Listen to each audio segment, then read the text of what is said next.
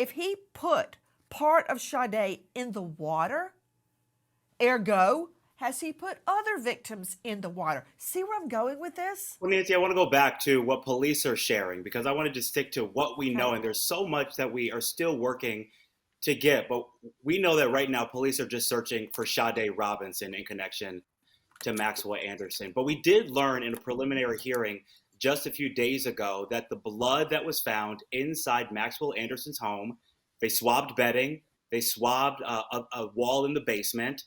We know that that blood was not Sade Robinson's DNA. I don't want to go too far talking about, what else it could be, but we do know that it's not Sade Robinson's blood. And that was a development that came in that preliminary hearing too. But police are only telling us right now, Nancy, that they are looking at Maxwell Anderson and Sade Robinson together. They're not putting any other speculation out there, any other rumors out there either. Can I just do a lightning round with you, Aaron? Just a quickie. Let's do it. Isn't it true that civilians are the ones that find the body parts? Yes, no. Sure. In this case, Nancy, her family That's a members have been lightning out round. searching. Yeah. Lightning round. Lightning. It's yes, no. Okay. And isn't it also true that a civilian found the blanket, the pet tribute blanket that was Sade's, near Sade, some of her remains? Civilians. Yes, no.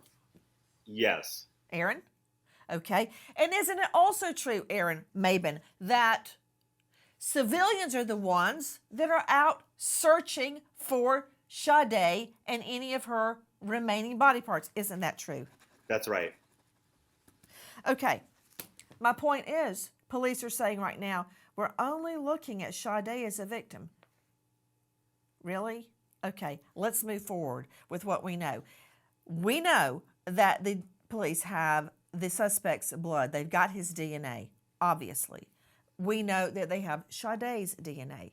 So, hence, I would argue that the blood found in the home, since they're not saying it's the defendant's and they're saying it's not Sade's, is somebody else's. Is that logical to you, Aaron Mabin? Sure. Yeah, Nancy. Okay. Going forward from there, Dr. Eric Eason joining me, board certified forensic pathologist, consultant, on Facebook, Eric August Eason. Dr. Eason, thank you for being with us.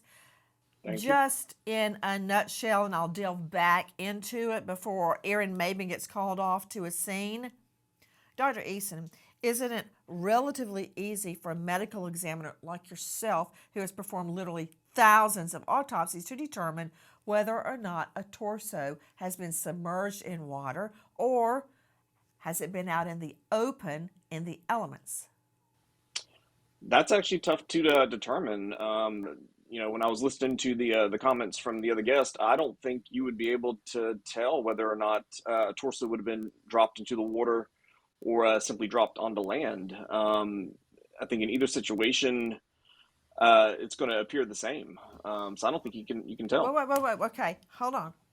I've dealt with a lot of medical examiners and a lot of homicide cases. So you're telling me a torso that has been underwater for several weeks would look the same as a torso that had been out in the air above ground for several weeks?